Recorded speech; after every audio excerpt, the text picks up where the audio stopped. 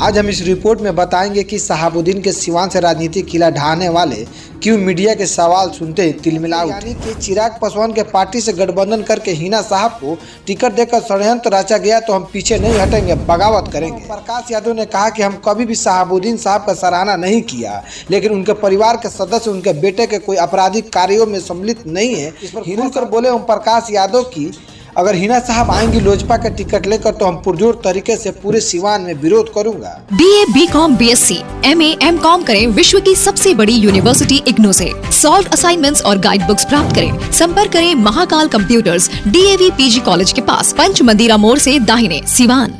जैसे जैसे लोकसभा की चुनाव करीब आते जा रहा है वैसे वैसे राजनेता चुनावी मूड में आने लगे हैं। आज हम इस रिपोर्ट में बताएंगे कि शहाबुद्दीन के सिवान से राजनीतिक किला ढहाने वाले क्यों मीडिया के सवाल सुनते ही तिलमिला उठे।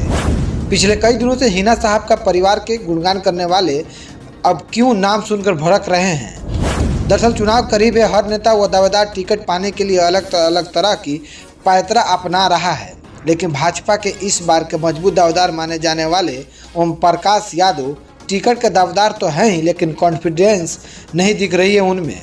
हम ये बातें इसलिए कह रहे हैं कि आए दिन फेसबुक के माध्यम से कहते नजर आते हैं कि परिणाम जो भी हो 2024 में हम चुनाव लड़ेंगे, लेकिन इस बार मीडिया के साथी ने जब सवाल कर दिया कि हिना साहब का राजद से सब कुछ सही नहीं चल रहा है और खबर ये भी है कि चिराग पासवान के पार्टी से सीवान लोकसभा के मैदान में उतर जाएगी और चिराग के पार्टी से भाजपा की गठबंधन की बातें चल रही है, फिर आप आगे क्या करेंगे।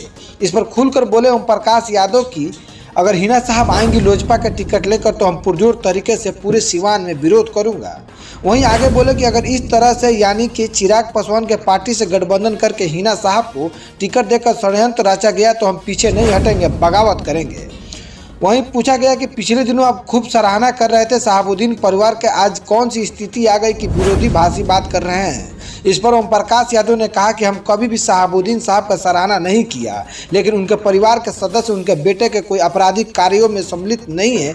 हिना साहब गृहिणी है, महिला है, लगातार इन लोगों को हम सराहना किया है। वहीं ओम प्रकाश यादव से पूछा गया कि अगर जो चर्चा चल रही है इस स्थिति में चिराग पासवान के पार्टी की ओर से हिना साहब को उम्मीदवार बनाया जाता है, बीजेपी के बड़े नेता प्रचार करने आते हैं तो क्या मंच साझा आप करेंगे। इसके जवाब में ओम प्रकाश यादव ने कहा कि पहले हम कार्यकर्ताओं को बुलाकर बैठक करेंगे, उसके बाद हम डिसीजन लेंगे कि हमें आगे क्या करना है। जानकारी के लिए बता दूं, पहले ही ओम प्रकाश यादव कह चुके हैं कि इस बार के लोकसभा के चुनाव हम लड़ेंगे, लेकिन अभी के जो पार्टी के अंदर खास करके सिवान में भाजपा में सब कुछ सही नहीं चल रहा है। अंदरूनी कलह चुनाव से पहले देखने को मिल रही है। बन रही है हमारे साथ सिवान के राजनीति पर हमारी पौनी नज़र बनी रहेगी। पल पल की खबरें हम आप तक पहुँचाते रहेंगे। अगर हमारे इस वीडियो को आप फेसबुक पर देख रहे हैं तो शेयर कीजिए, यूट्यूब पर देख रहे हैं तो हमारे चैनल को सब्सक्राइब कीजिए।